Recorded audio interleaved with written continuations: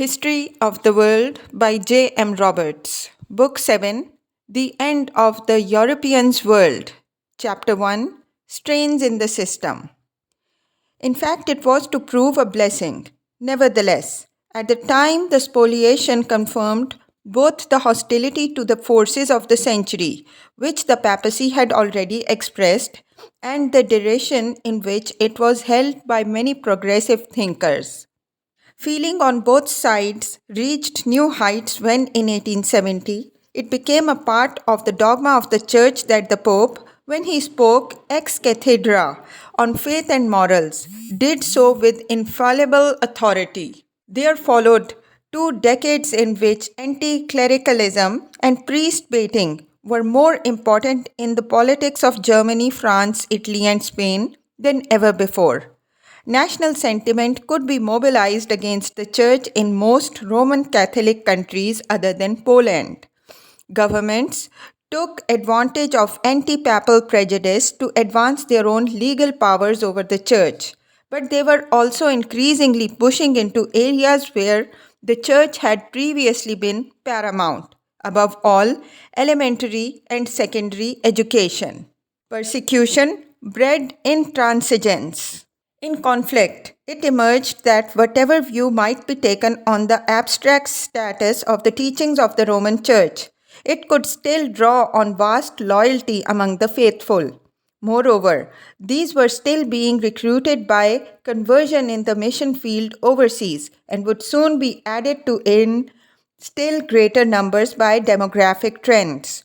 Though organized religion might not make much progress anywhere among the new city dwellers of Europe, untouched by inadequate ecclesiastical machinery and paganized by the slow stain of the secular culture in which they were immersed. It was far from dying, let alone dead, as a political and social force. Indeed, the liberation of the papacy from its temporal role made it easier for the Roman Catholics to feel uncompromised loyalty towards it. The Roman Catholic Church is one of the most demanding of the Christian dominations in its claims on believers and was in the forefront of the battle of religion with the age. But the claims of revelation and the authority of priest and clergyman were everywhere questioned. This was one of the most striking features of the 19th century, all the more so because so many Europeans and Americans still retained simple and literal beliefs in the dogmas of their churches and the story contained in the Bible. They felt great anxiety when such beliefs were threatened. Yet, this was happening increasingly and in all countries. Traditional belief was at first obviously threatened only among an intellectual elite, which often consciously held ideas drawn from Enlightenment resources. Voltairean was a favorite 19th century adjective to indicate anti religious and skeptical views. As the 19th century proceeded, such ideas were reinforced by 2 other intellectual currents, both also at first a concern of elites, but increasingly with a wider effect in an age of growing mass literacy and cheap printing. One new intellectual challenge came from biblical scholars, the most important of them German, who, from the 1840s onwards, not only demolished many assumptions about the value of the Bible as historical evidence, but also, and perhaps more fundamentally, brought about something of a psychological change in the whole attitude to the scriptural text. In essence, this change made it possible henceforth simply to regard the Bible as an historic text like any other, to be approached critically.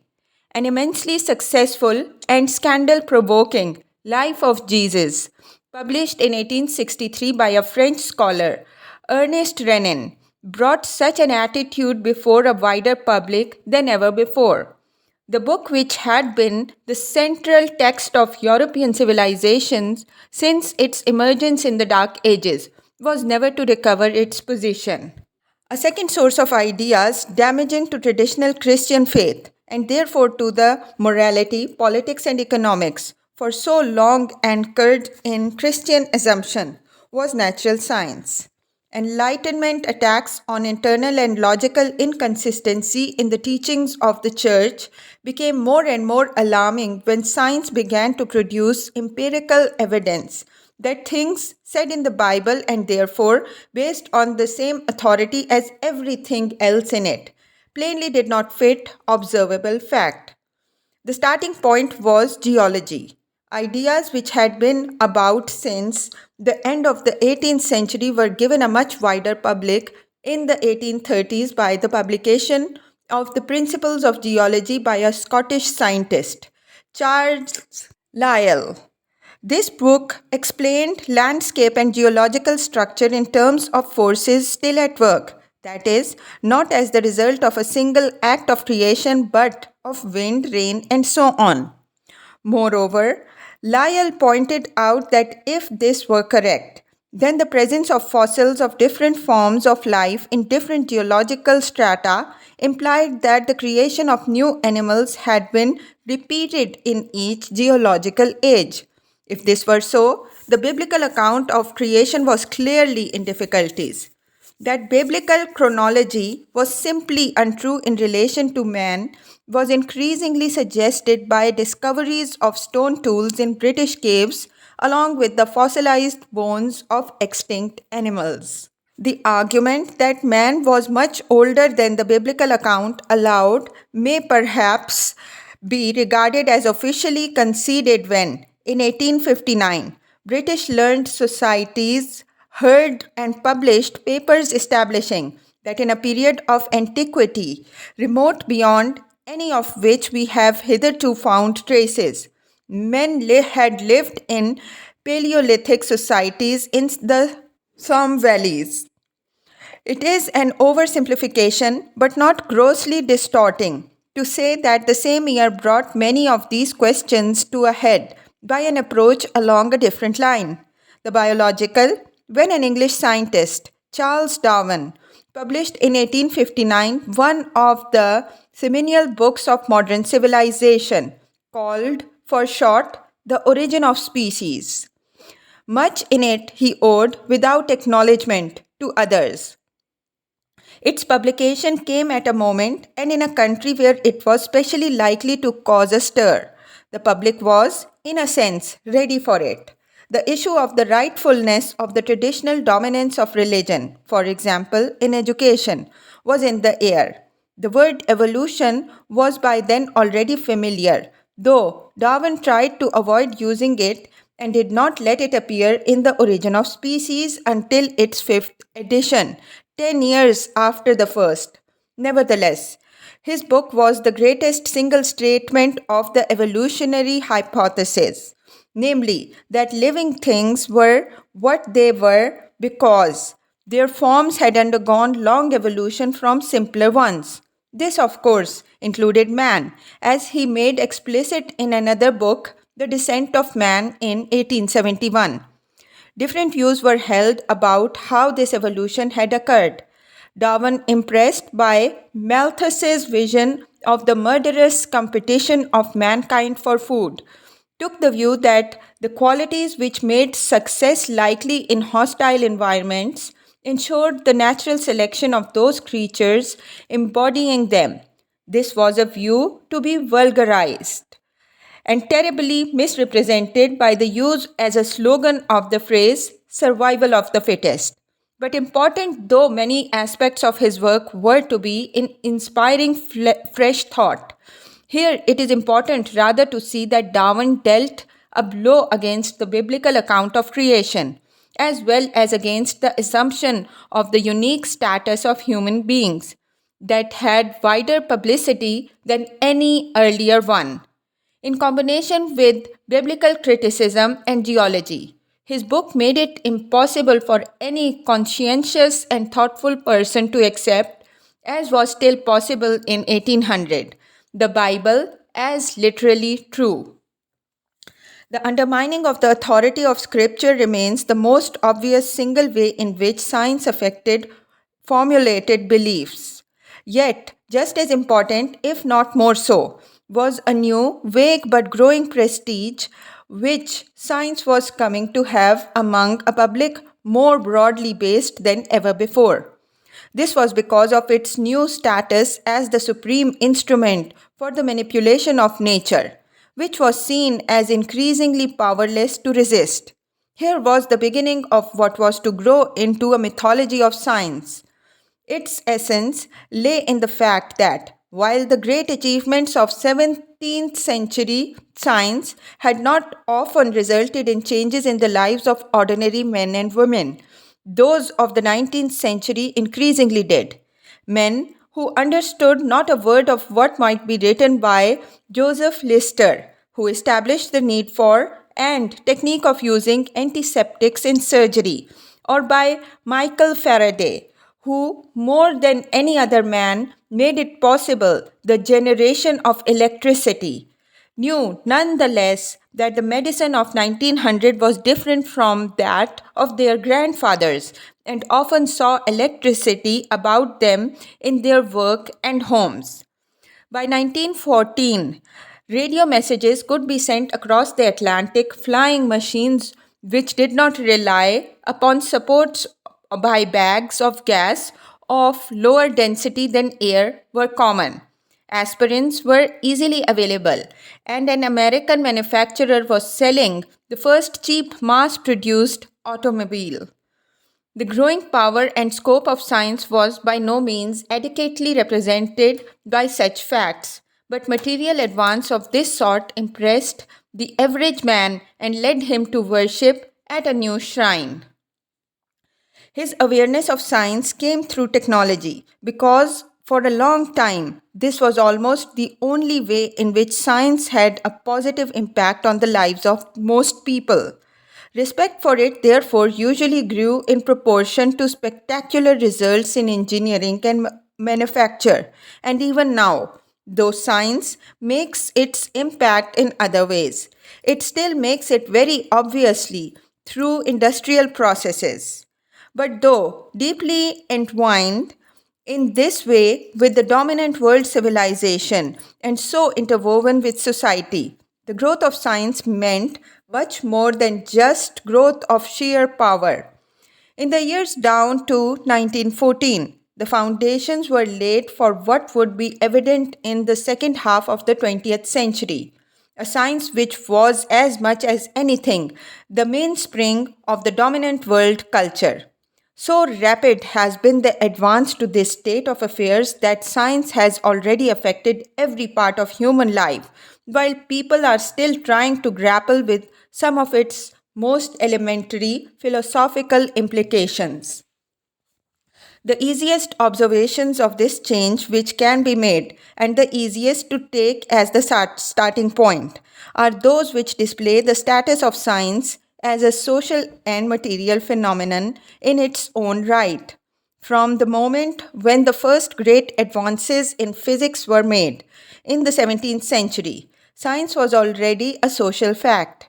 Institutions were then created in which men came together to study nature in a way which a later age could recognize as scientific, and scientists even then were sometimes employed by rulers to bring to bear their expertise on specific problems.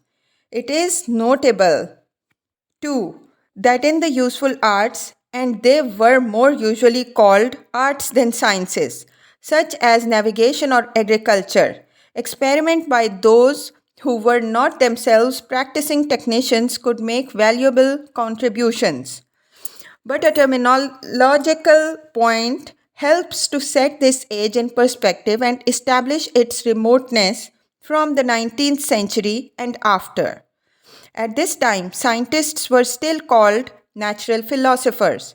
The word scientist was not invented until about a third of the way through the 19th century, when men felt that there was a need to distinguish a rigorous experimental and observational investigation of nature from speculation on it by unchecked reason. Even then, though, there was little distinction in most men's minds between the man who carried out such an investigation and the applied scientist or technologist, who was the much more conspicuous representative of science in an age of engineering, mining, and manufacturing on an unprecedented scale. The 19th century was nonetheless the first in which science was taken for granted by educated men as a specialized field of study, whose investigators had professional standing. Its new status was marked by the much larger place given to science in education, both by the creation of the new departments at existing universities and by the setting up in some countries, notably France and Germany, of special scientific and technical institutions.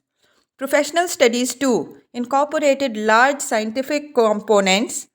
Such developments accelerated as the effects of science on social and economic life became increasingly obvious. The sum effect was to carry much further an already long established trend. Since about 1700, there has been a steady and exponential increase in the world population of scientists.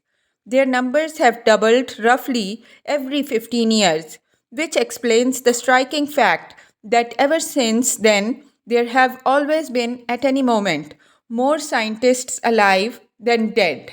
For the 19th century, other measurements of growth of science can be used. The establishment of astronomical observatories, for example, and these too provide exponential curves. This social phenomena underlay the growing control of his environment and the improvement of his life, which were so easily grasped by the layman. This was what made the 19th century the first in which science truly became an object of religion, perhaps of idolatry. By 1914, educated Europeans and Americans could take for granted an aesthetics, the motor car, the steam turbine, harder and specialized steels, the aeroplane, the telephone, the wireless, and many more marvels which had not existed a century previously. Their effects were already very great. Perhaps the most widely apparent were those stemming from the availability of cheap electrical power.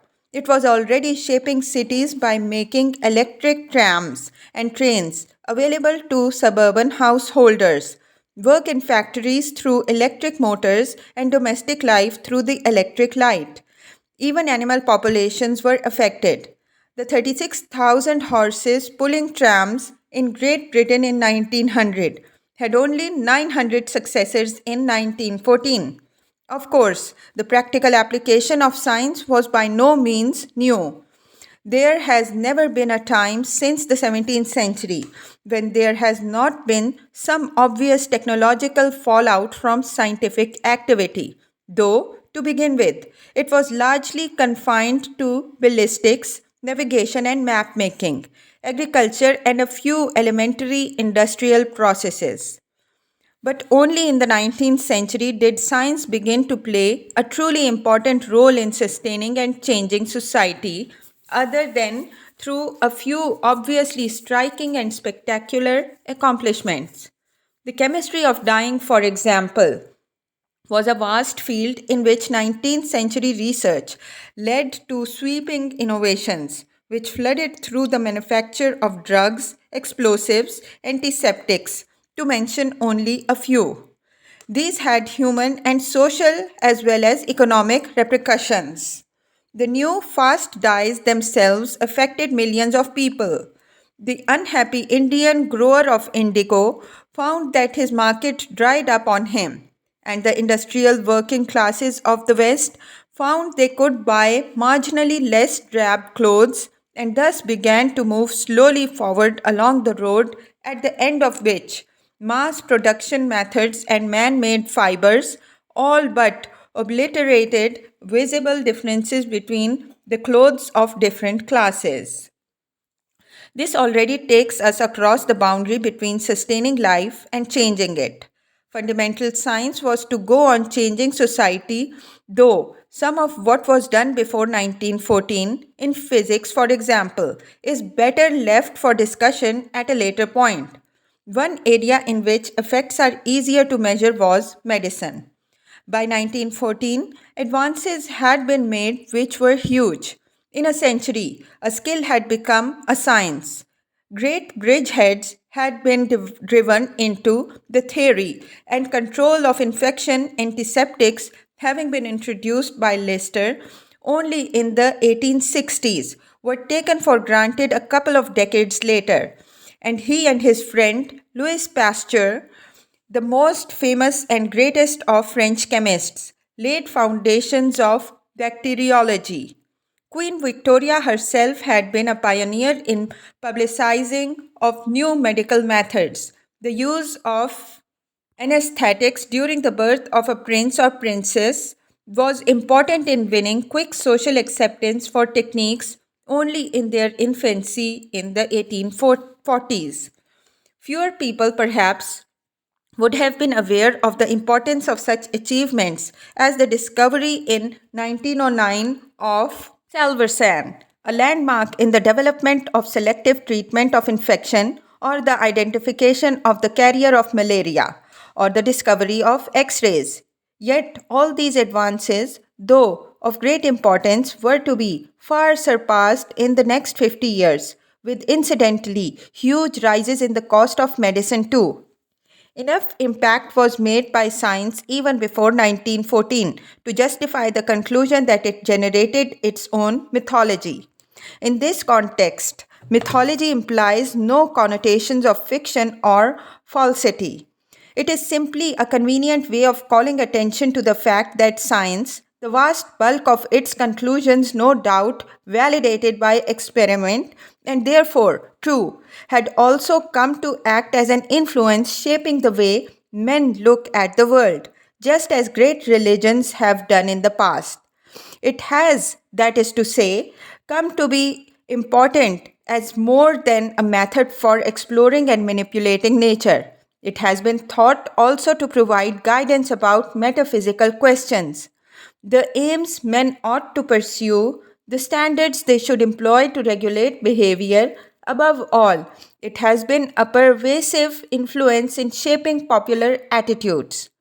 All this, of course, has no intrinsic or necessary connection with science as the pursuit of scientists.